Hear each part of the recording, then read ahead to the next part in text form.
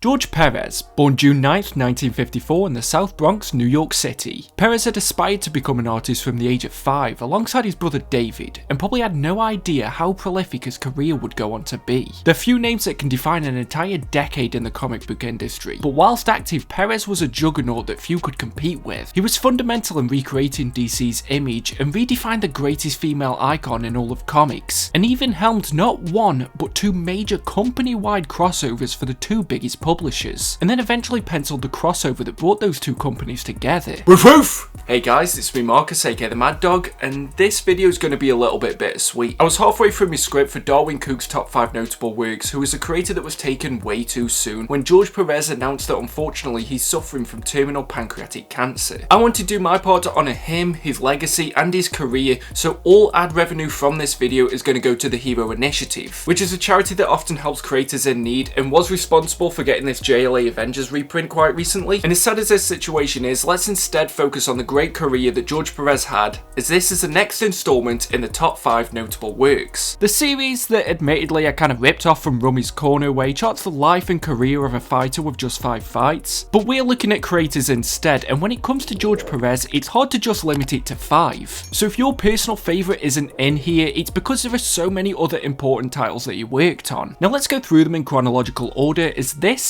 is George Perez's top 5 notable works.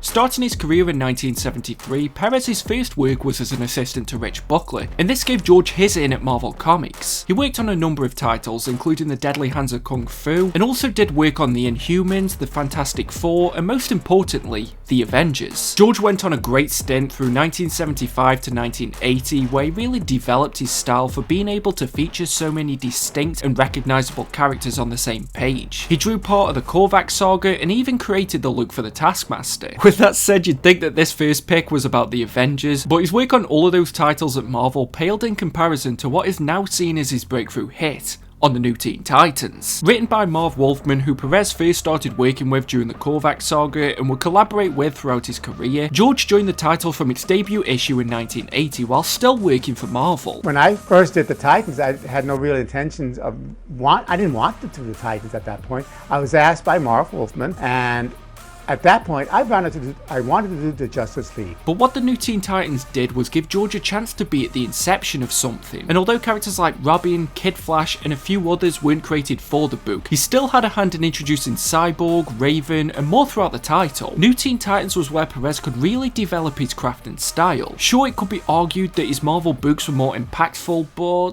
this is my video. And why I think the New Teen Titans must be the first pick is because there's such a clear development from when he started the series to when he left it. It's evident in those early issues that although it's still fun to look at from an art perspective, were clearly done by a creator who was still learning. But by the end, Perez had evolved to provide more dynamic layouts, extra details to his penciling, and a style that set him apart from everyone else in the industry. Given that Perez was already 7 years into his career when he started his work on the New Teen Titans, it might feel odd to label this as his breakthrough, but the magnitude of what the New Teen Titans came to be can't be understated. This was the book that rivaled Marvel's Uncanny X-Men. It worked alongside the President's drug awareness campaign, which is admittedly why Speedy was probably not part of the team at this point, and won a plethora of awards throughout its run. The New Teen Titans was a seismic moment for George Perez, but what might have felt like the peak of his career at the time was only really just the beginning.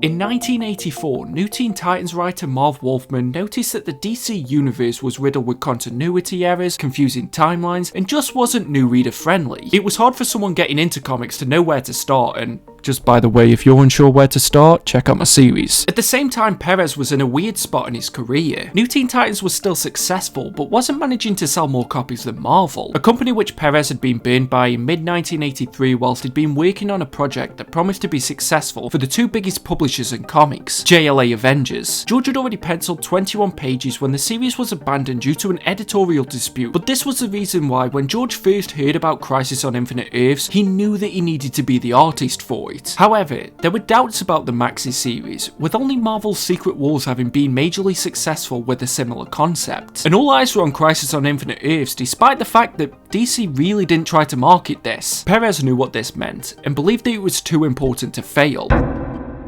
And he was right. Crisis on Infinite Earths became so monumental that it redefined how people looked at DC Comics. Even today, people still see series as being either pre or post Crisis, and it's clear that Perez sees this opportunity to advance his skills even further. Although Wolfman's plot brought people to the event, George was one of the only artists working at the time who could put so many characters on the page. The iconic imagery that this series produced, such as the end of Barry Allen, the Monitor crushing the universes together, and a grief-stricken Superman holding the limp corpse of Supergirl, was memorable because of how Perez illustrated them. Every line is where it needed to be, the layouts were complex, intricate, but still managed to provide the reader with direction. The characters that were incorporated into the DC universe through Crisis, such as Blue Beetle, The Question, and other Charlton characters, were now known in the popular comic space because of how Perez adapted them. Everything Perez had learned up to this point in his career was accelerated and helped solidify the importance of Crisis on Infinite Earths. This was the moment where he had to step up if he wanted to become a true great within the industry, and he took the opportunity and ran with it. I said that New Teen Titans felt odd to be a breakthrough title for Perez, and looking at what Crisis meant to both his career and the comics industry as a whole, it would lead to believe that this should be the climax of anyone's career. In retrospect, it seems like Perez feels the same, as he still recalls Crisis being one of the projects he enjoyed working on most. But Crisis ended up being just yet another springboard for him to go even further.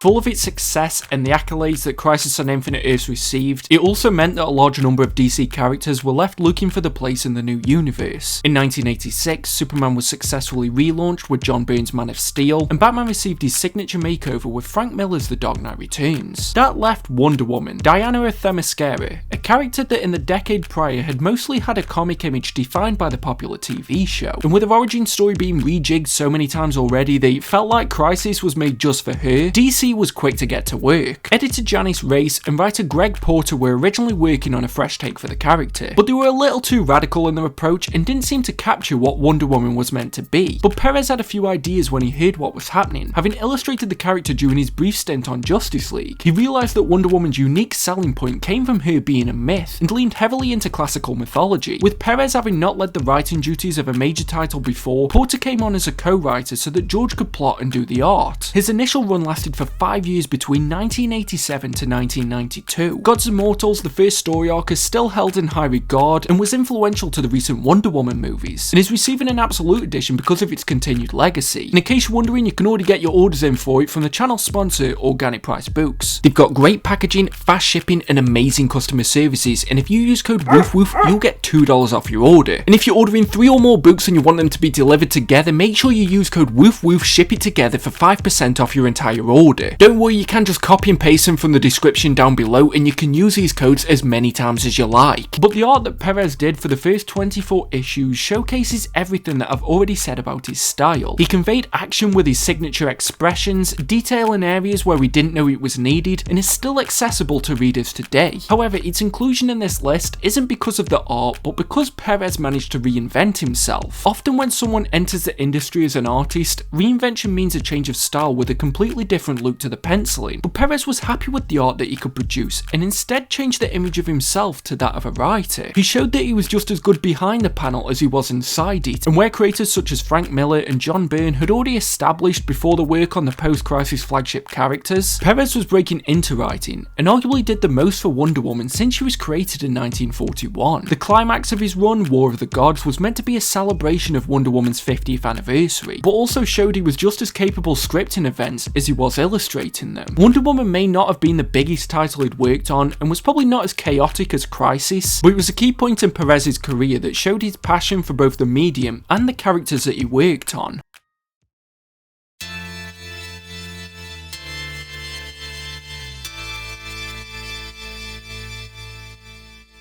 In 1991, Perez encountered problems with DC Comics as he was working on War of the Gods. When DC gave the title and the writing duties of the wedding that he'd been plotting up to William Messner Loebs, Perez left the company, and the next few years was strange for George. And that's not to say that he wasn't busy. Perez illustrated the comic book adaptation of Jurassic Park, and he went back to Marvel for titles such as The Silver Surfer, The Incredible Hulk, and even some of the issues of Infinity Gauntlet back in 1991. But Perez hadn't really made as much of an impact as he had during the 80s, until he went back to where it all began, and took on the penciling duties for the Avengers relaunch with Kurt Busiek. Marvel was still struggling to recover from the previous years when the biggest artists had left them to found Image Comics, they'd filed for bankruptcy, and the majority of the Avengers characters had been hired out during Heroes Reborn. Perez was at the top of Marvel's dream list to both write and illustrate the title, but George declined, having wanting to just do the art instead, so Busiek entered the title at Perez's request and hot off the success of the Thunderbolts. The two hit the ground running. Any doubts from the previous years for Marvel's mightiest heroes disappeared with that debut issue. Perez's name at that point was one of the key selling points for the series, and if anything, they undersold the title. Everything Perez had learned from his time on the New Teen Titans could be seen in his ability to juggle many key characters in the same panel. The skills he'd picked up during Crisis on Infinite Earths fed into Ultron Unlimited, and his time on Wonder Woman allowed him to really experiment with the layout of his panels to tell the story, in a way that not many other artists did at the time. The Avengers in 1998 needed to succeed for Marvel to have any chance of surviving the high tide that had battered them for the previous few years. But looking back on it now, it's hard to imagine how this title could have failed. With a stellar plot, a plethora of classic Avengers characters, and art from one of the absolute best in the industry, the Avengers by Busiek and Perez was one of the best guaranteed bets that Marvel could have made at the time. It's even more certain than betting on me to say is my jam after I mention the New 52. This title enters the top 5 because of how the tables had managed to turn. In the 70s, Perez needed Marvel and the Avengers to bolster his reputation and prove that he deserved a place in the industry. Sure, yes, he'd had his issues,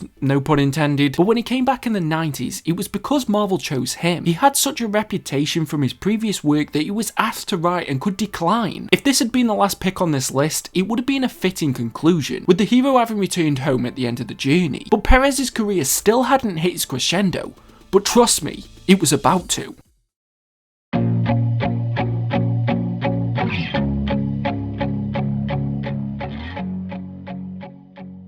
Yes, it happened. 22 years after work had originally begun on the project, the first issue was released. But it wasn't that simple, and honestly the story of how this book came to be could do with its own video. Regardless, in 2002, DC and Marvel settled on a new agreement, with the Avengers writer Kurt Busiek and JLA writer and personal favourite of mine, Mark fucking Waid, coming together to script the book. However, Waid was under contract by CrossGen Comics, which saw him bow out of the title, and Perez was under a similar contract. It forbid him from working with any other company during the time that the contract was valid for. Not too dissimilar to the problems that Francis Ngannou's having. He couldn't touch another book, and I'm talking about Perez, not Ngannou. But yes, he couldn't touch another book, not even if he wanted to.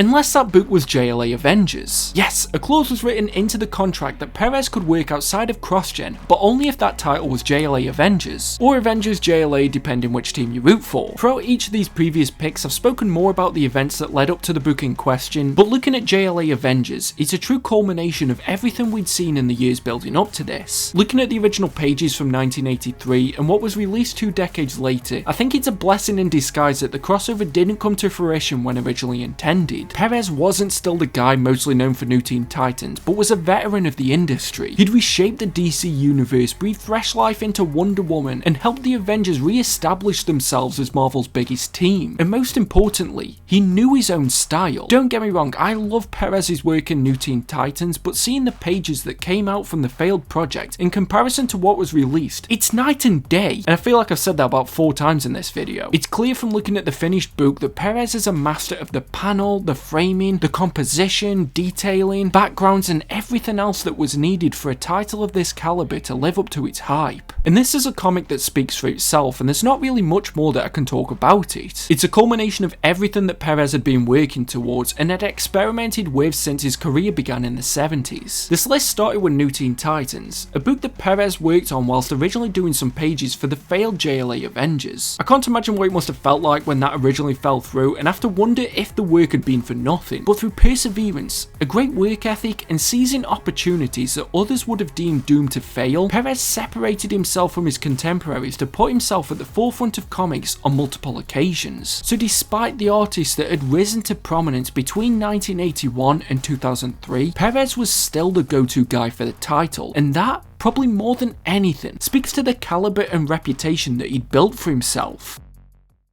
Like I said at the beginning of this video, this one's been bittersweet to make. When I last did this series and I looked at Jim Lee, I loved finding out about the history and the career and all the behind the scenes things that maybe I didn't understand. And it's no different than when I was doing this video about George Perez, because I knew about all these books that I was going to talk about and I'd read them years before, but until I did this video I never really understood the bigger picture or what it meant for the comics industry as a whole. It's impossible for any modern fan of superhero comics to have not had their experience impacted, at least in some way, by George Perez. And yes, I knew and read and loved all of these stories that I've talked about in this video, but because of the fact that I got into comics at the age of 11 when JLA Avengers was already finished, I never got to appreciate how important he was to the comics industry as a whole. It's fascinating to see how his career developed along with his style. What at first looked quite similar to other books that were coming out in the late 70s would go on to become one that influences the widescreen style of art that has become the norm today. Event comics are seen as a staple of the industry and are always held to the same standard as Crisis on Infinite Earths. And Wonder Woman wouldn't be the character that we knew today if it wasn't for George Perez's daring reinvention. And when I look at his work, especially some of the later stuff, I love that despite evolving some of the elements, the core of what makes his art his own is still there. He's always delivered at a consistent standard that somehow managed to evolve with the times but also keep itself in this classic feel, in a way that I can only really describe as retro modern. So even though it's very unlikely that this video will reach him, I do just want to say thank you to George Perez. Even though I wasn't born early enough to see your rise to prominence, I can appreciate that comics wouldn't exist as they do today if it wasn't for your work and your career, which was impressive beyond just these 5 books that I've listed in this video, and it will be remembered for years and decades to come. So I guess that's the video. Hopefully you enjoyed it. I put a lot of work into the editing and the scripting, and hopefully it's been enjoyable for you guys. Like I said, all ad revenue will be going to the Hero Initiative, so please make sure that you share this wherever you can. But I guess that's the video, and until next time, just make sure that you stay safe